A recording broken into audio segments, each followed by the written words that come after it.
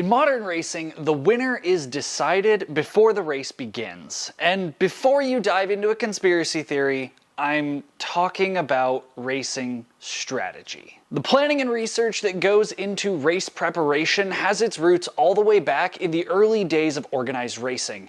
And there's no better example than the first ever Indianapolis 500. In 1911, Ray Harroun took first place in the Indianapolis 500. However, credit for his win is often wrongly placed on aerodynamics and weight savings. You see, in the inaugural Indy 500, 40 cars were entered, each with a two-man driving team, except Ray, who traded his spotter for an 8-inch mirror mounted to the dash. I mean, if hindsight's 20/20, then his foresight is off the charts. This would later earn Ray the credit of inventing the rearview mirror, and would go on to become the primary talking point of his phenomenal win that day. So why isn't the weight reduction of a passenger the real reason that Ray won the race? Simply put, he didn't need it.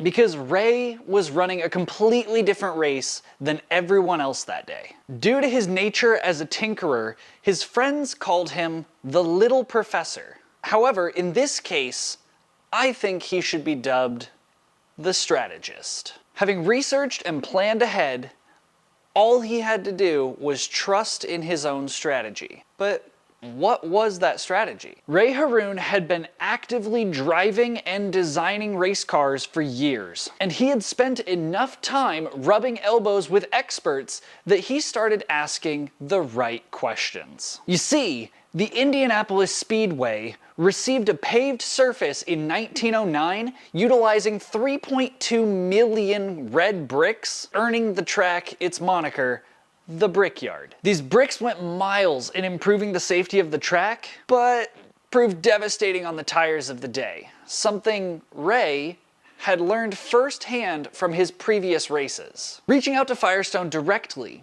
Ray inquired as to the reliability of their tires on the brick surface. Firestone replied with the key piece of information he needed. Keep it below 80 miles an hour unless you want to be endlessly changing the tires. Using clincher tires meant getting the new rubber around the lugs that were evenly spaced on the rim. Depending on the vehicle, the number of lugs varied greatly, but the commonality was that a single tire took at least 2 minutes to replace. Depending on the team, a pit stop was anywhere from 5 to 15 minutes. Taking all of this into account, Ray sat down to create a game plan. Balancing speed and pit stops, our strategist set the stage for the biggest gamble of his racing career. The lack of a spotter and the inclusion of the rearview mirror had minimal impact on the race, as the whole key to race strategy wasn't to push his car to the engine's limit. Instead, he would drive slower than the other racers, keeping his Marmon race car below the 80-mile-per-hour threshold and choosing to keep his tires healthy enough to skip pit stops. Truly showcasing Aesop's fables in real time, that a persistent tortoise holding a constant pace can beat the hare who obsesses over speed. As cars blasted past Ray in the straights, it must have been tempting to give in to the throttle. But one by one, the drivers ahead started losing tires, and more importantly, time. The frustration felt by other drivers like Ralph Mulford must have been immeasurable. Mulford, who was driving a significantly faster car, came in second after passing Ray at least 10 times throughout the race. The other drivers in the race averaged 11 pit stops to replace tires and refuel.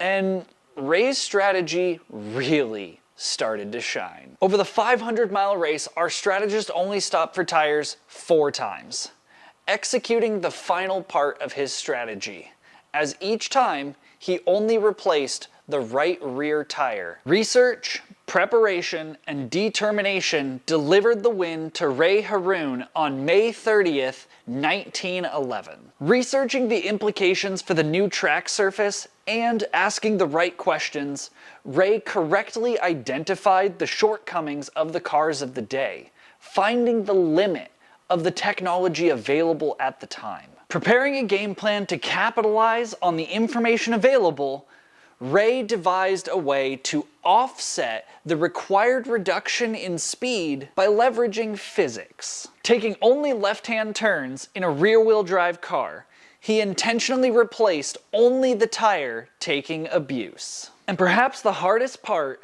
Ray maintained his determination for the 6 hours and 42 minutes that it took to drive 500 miles, averaging a speed of 74.6 miles per hour. A feat that sounds simple in concept, but the mental fortitude to hold on to a strategy in the face of other racers blazing past you is a level of determination that most people don't have. And that determination is the reason Ray Harroun will always be the strategist to me, exhibiting absolute defiance of what everyone believed was the formula to win.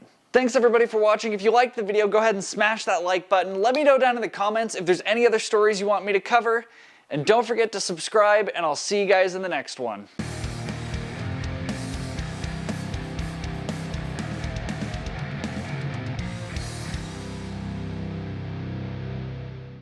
Like, that's just too many inches. That is a lot of inches. I don't even think you realize how many inches an 8-inch mirror is.